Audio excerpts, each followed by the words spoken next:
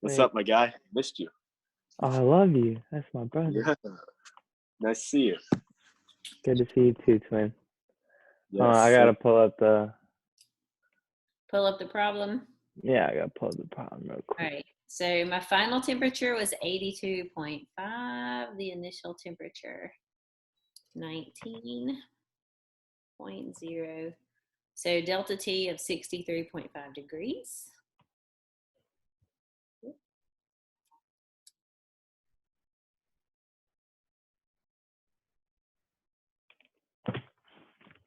Yeah.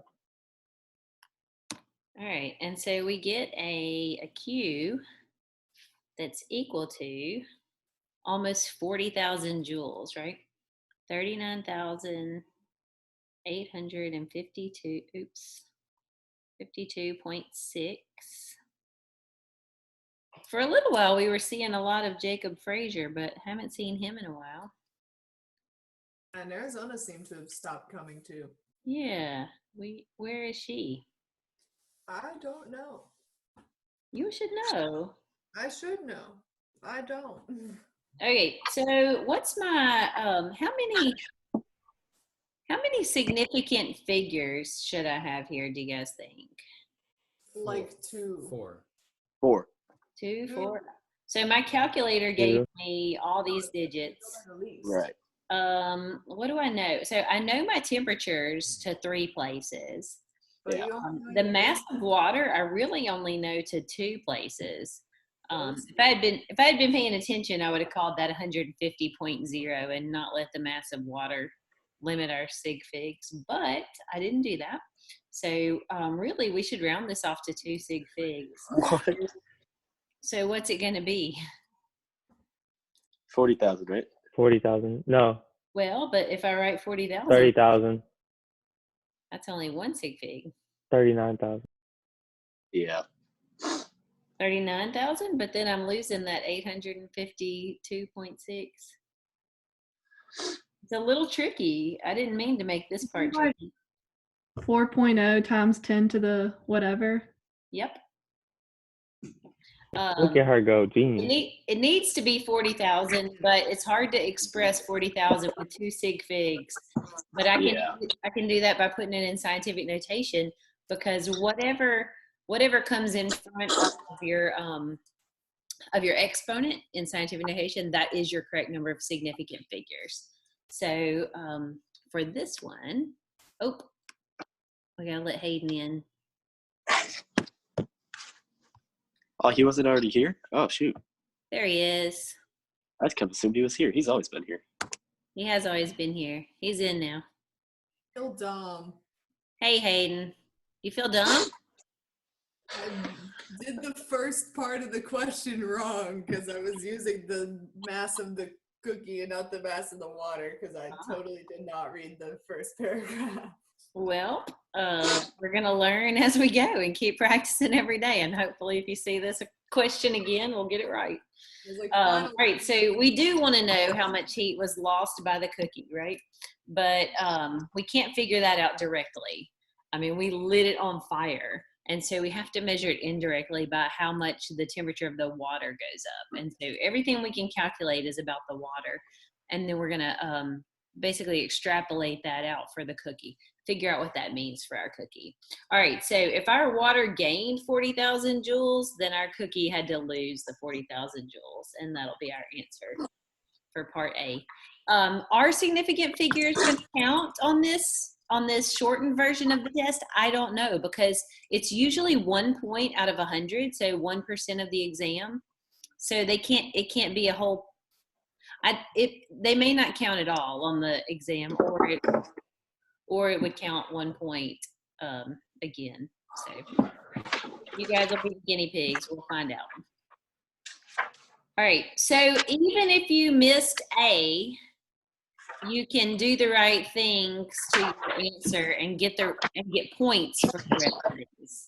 Okay. Your numbers will just be off. All right, so whatever you got, we're going to work with it. So for B, it says there are 4,184 joules in a food calorie how many calories are in the piece of cookie that burned in trial 1? So 40,000 joules divided by 4,184 joules per food calorie. It's too easy. I didn't round it to 40,000. I used this number because it was still in my calculator.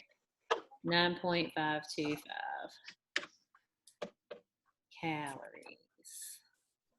So 9.5 calories. That was close. I got 0.09. All right, so whatever you got, as long as you divided it by 4,184, you would get this piece. Calories per gram of cookie. So 9.5 calories divided by trial 1. My grams of cookies started at 3.25 grams. After it was over, I had 1.8 grams left over. So that gives me 6.6 calories per gram of cookie.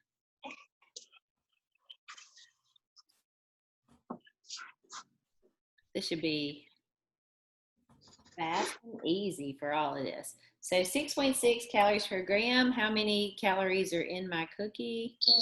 6.6 times 25, 25 grams of cookie, calories per gram. 164. And again, this is not exactly right because I didn't round this off. I just left the number that was in my calculator. 164 calories per cookie.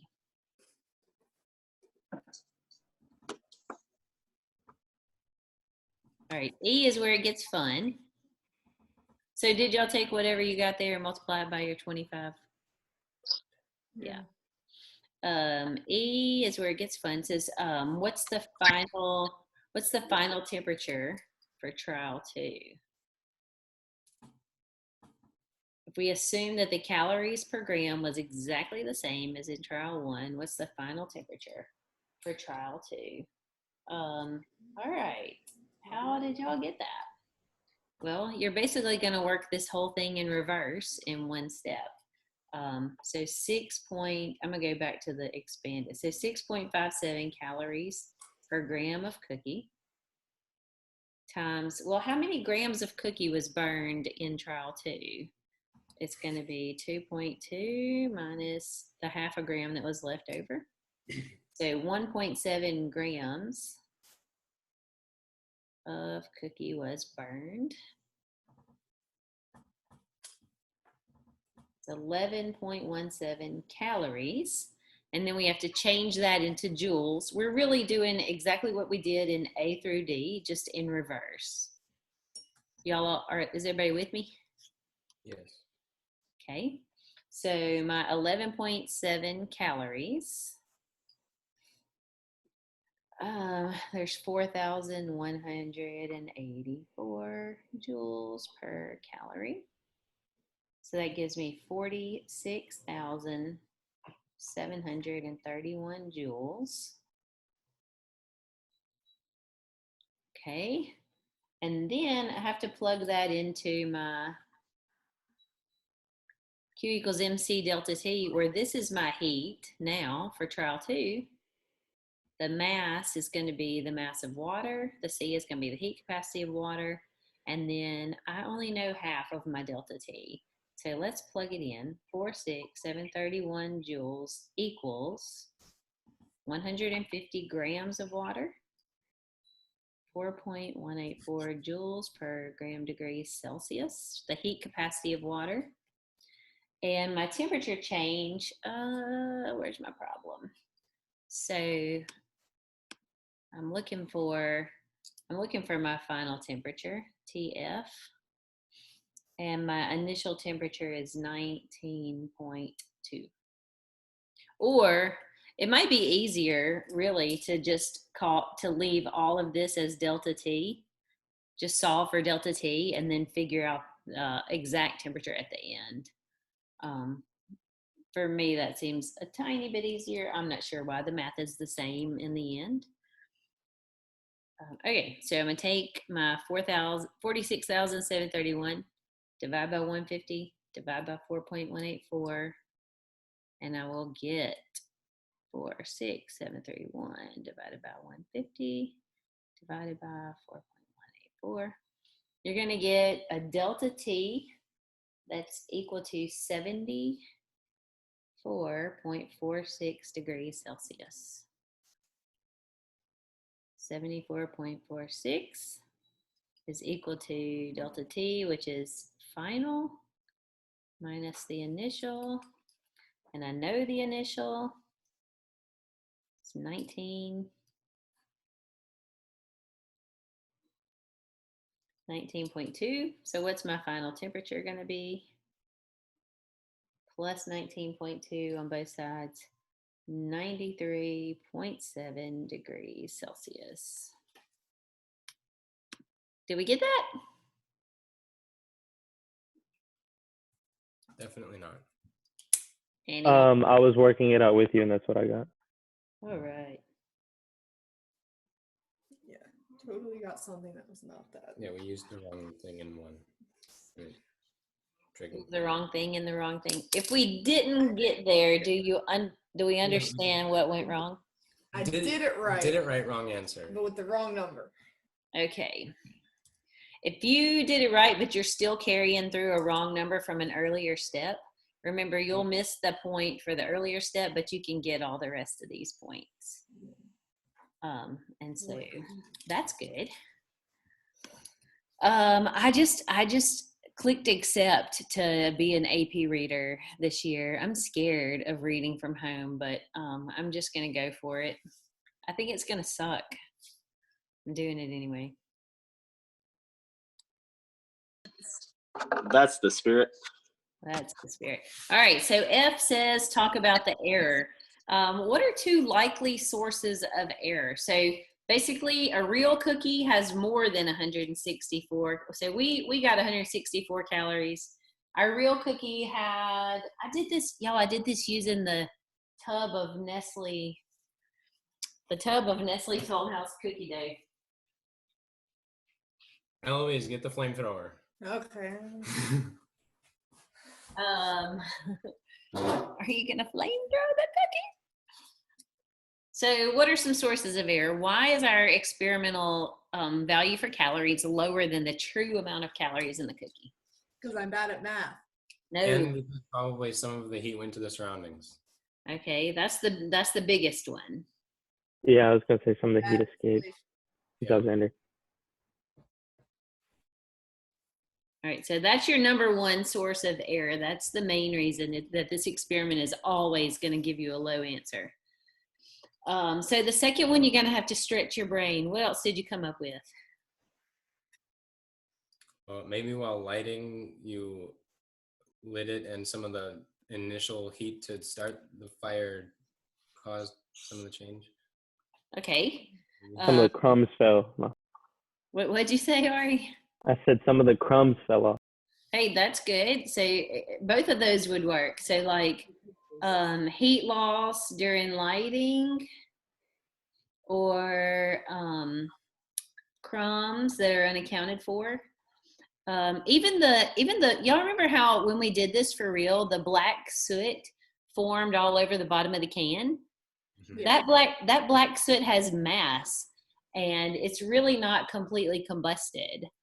And so it's basically lost mass that didn't get completely combusted.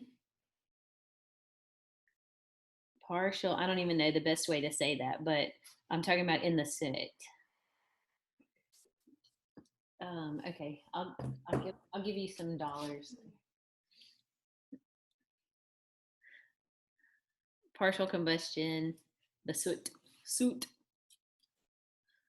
Okay, so several places there where we could have introduced error that are going to make our experimental amount of calories lower than the true amount of calories. As long as you said two things that are reasonable there, you're good. All right, so G, switch it up and we start talking about our cookie recipe. Baking soda, sodium bicarbonate, decomposition. How many moles of baking soda are in the recipe? This is too easy. It's too easy. Was this too easy? What'd you get for G?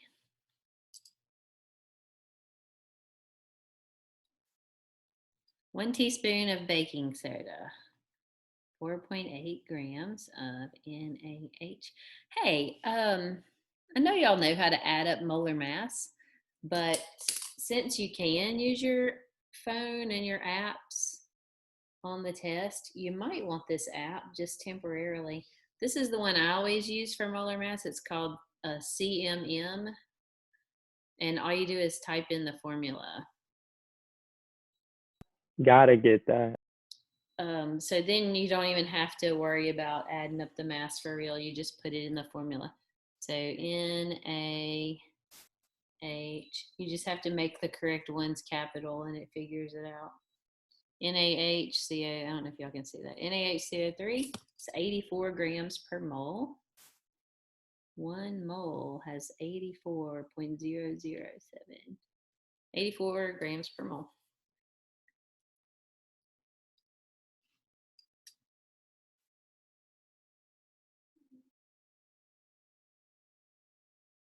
All right, so how many moles do I have? My computer just told me I have 5% remaining, and I also have to go see my sister at her confirmation celebration thing. Lame. So I've got like 14 minutes, it says. Okay, well, we're getting close to done, but you can watch the rest of it later if you want to. So for G, I've got, for the first part of G, my moles of baking soda, I've got 0.057 moles of sodium bicarbonate. For G little I, how am I going to get from moles of sodium bicarbonate into, it asked me for a liter, what volume of CO2? What? Oh, who said Pivnert? Pivnert. I remember this time. Pivnert. Okay, let's Pivnert it. What do we get? 1.033. You know what? I think that's what I got. 1.0, I got 1.07. But I didn't round anything. So let's work through it again.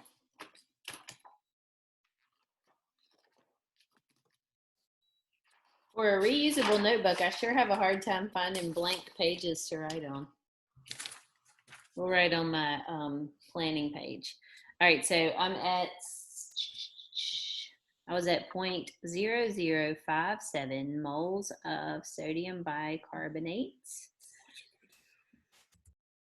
So the first thing you have to do is change that into moles of carbon dioxide from the balanced equation.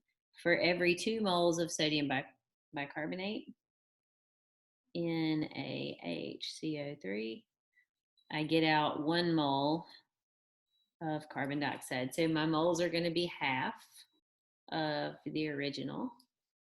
So 0.029 moles of carbon dioxide. My oven temperature was 350 degrees Fahrenheit, which was 177 degrees Celsius, which I'm going to need to add 273 to get that into Kelvin. So that's 450 Kelvin. And my pressure was normal atmospheric pressure. And I'm going to Pivnert it. But this time I'm looking for the volume. Dr. Fizz, I have a question. Yes, dear. I thought it was 0.057, not 0.0057 for the moles. But I could be wrong. I don't know. You're right. I just wrote it wrong. It's 0.057.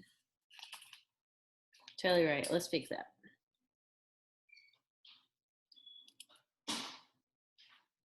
Thank you. It's still 0.029, right?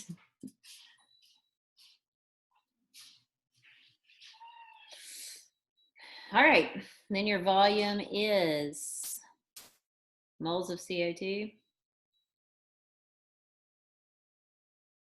0.0821. Gas constant, my temperature changed into Kelvin, 450 Kelvin, and my pressure is 1 atmosphere. And so my volume is, just like Eloise said, it's about 1 liter. I got 1.07 liters of CO2. So this was for 1 recipe of chocolate chip cookies. If all of the sodium bicarbonate decomposes, I will produce 1 liter of carbon dioxide bubbles in the cookie dough. Questions about that?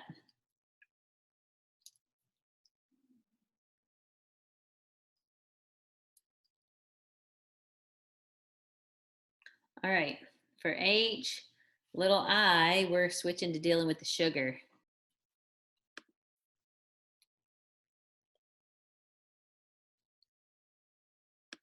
And the question says that our simple sugar dissolved in water to make simple syrup, and it is 65% by mass. That means that if I had 100 grams of simple syrup, then 65 grams would be sucrose. The rest would just be water.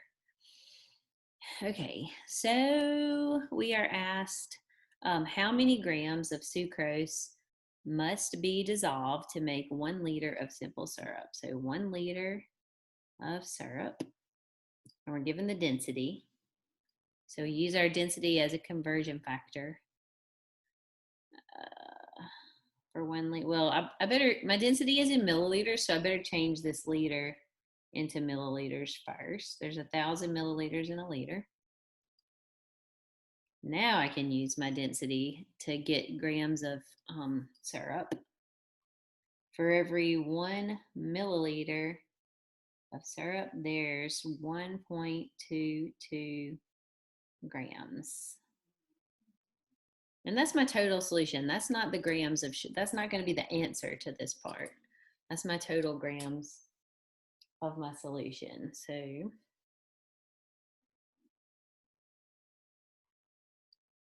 that's going to be 1,220 grams of syrup. All right, and then the question, so we're almost there. What do I have to do to it? Because 65% of it is sucrose, I just need to take 65% of that. So my answer would be 793 grams of sucrose.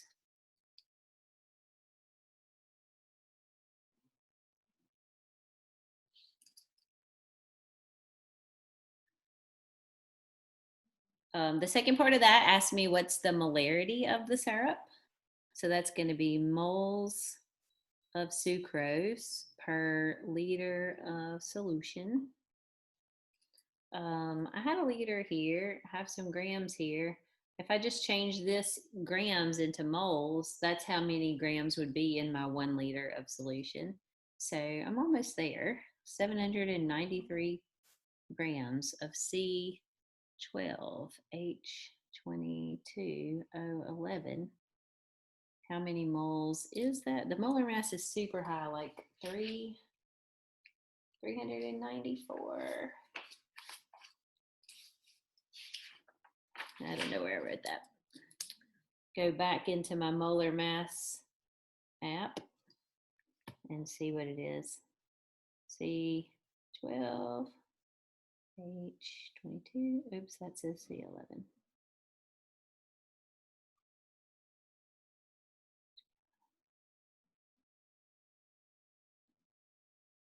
So 11 is 342.3.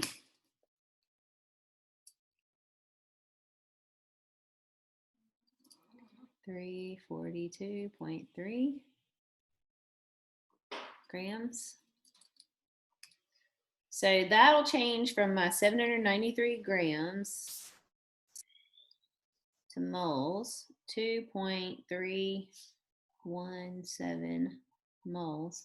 So my molarity is 2.317 moles, and that was in 1 liter. So my molarity is basically 2.3 molar sucrose solution. Make sense? All right, and then part I says describe the preparation of 500 milliliters of sucrose solution whose molarity was calculated above. If it says describe the preparation of a solution, what you gonna do? If you're making a solution, what kind of equipment do you need?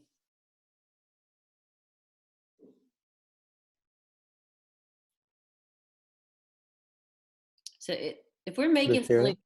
a what? You're gonna need the syrup. You're gonna need the syrup. But if it says anything at all about making a solution, and this is in the lab cheat sheet that I'm giving you guys, if it says anything at all about making a known concentration of solution, we really need if you don't include this piece of equipment, then your answer is not going to be complete. We need a volumetric flask. Y'all remember using those? It's got the etched glass line on it. Looks like this. 500 milliliters. And then there's a little line right there. All right, so this is really two parts. It's really one part of how much sucrose goes in there. And then the other part is like using the right equipment to actually make your solution.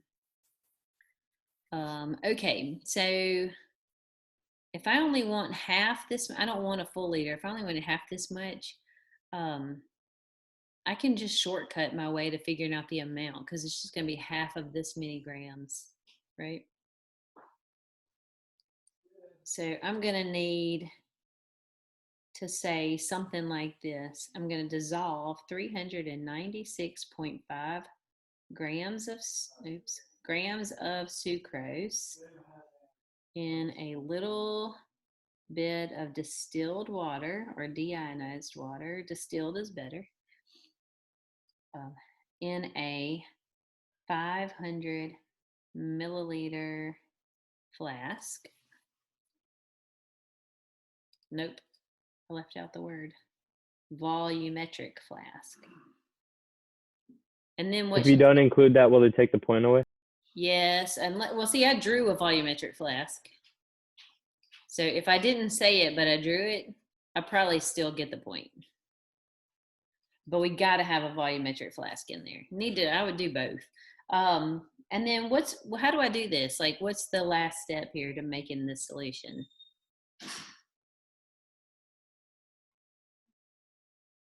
What do y'all think?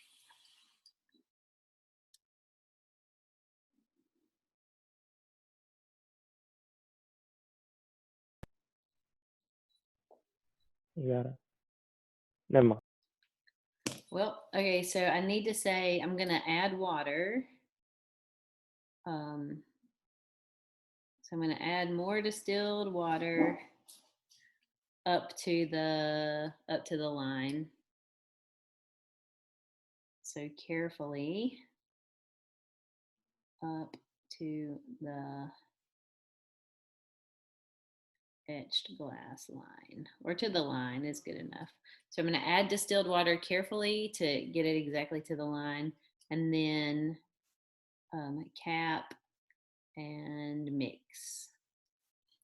We would really say invert it to mix. We did that. Remember, we tipped it upside down to get it all thoroughly mixed.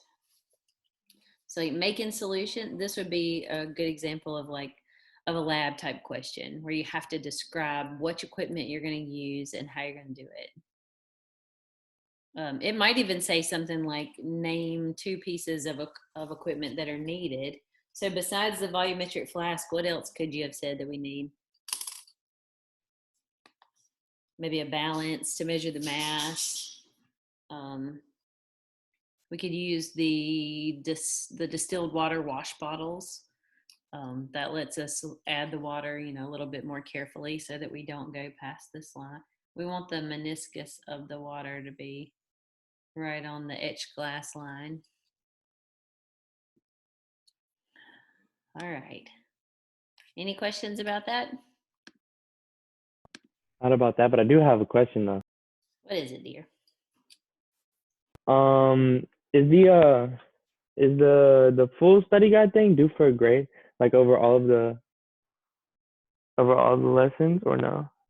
No, unless y'all want some more grades. I was just wondering before I did the whole thing and turned it in.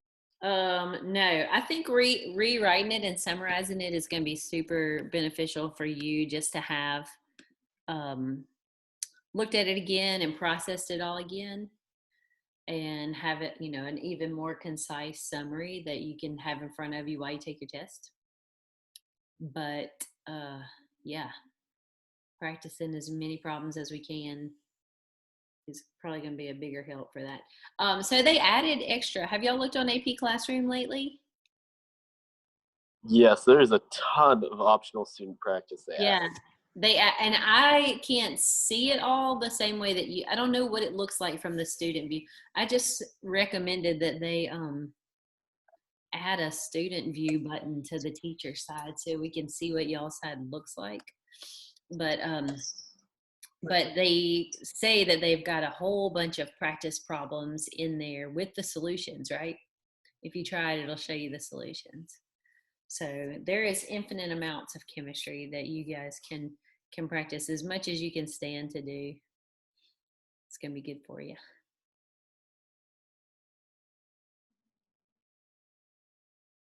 All right, y'all like our one good problem a day system for now? Yes.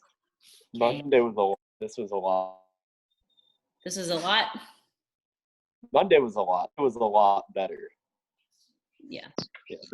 This one I didn't feel as frustrated when I couldn't understand any of the stuff because it wasn't as much stuff to understand, so it wasn't as overwhelming.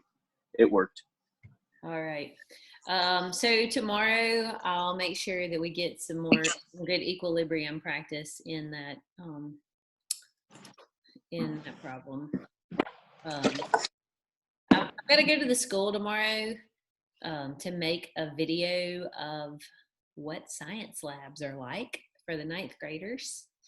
So I'll be up there doing some things, and I'll go ahead and make copies of these other study guides, and I'm just going to put them out the front. Have y'all been to the school to pick up any packets or anything? I haven't left my house unless it was mandatory.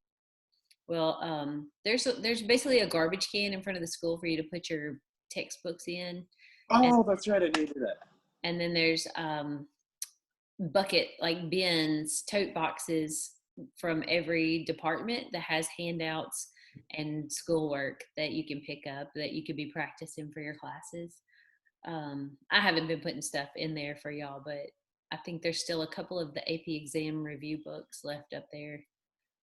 I don't know that there'll be a lot of help at this point. We got a week. We got like 8 days. It's fast approaching. The real date to do this is fast approaching. But I will put those review sheets up there for y'all tomorrow while I'm there. Do you think you could send me it through Remind or something, and I could print it off at home? For sure. I'll send them on Remind. Some people like to have a hard copy in their hand. So I'll put some both places. I can even put them in the mail. The same people that requested mail the first week, maybe they still want things mailed to them. Or I could ride around and stuff them in your mailboxes, and then I could be out of the house the whole day. It's up to you. I don't mind.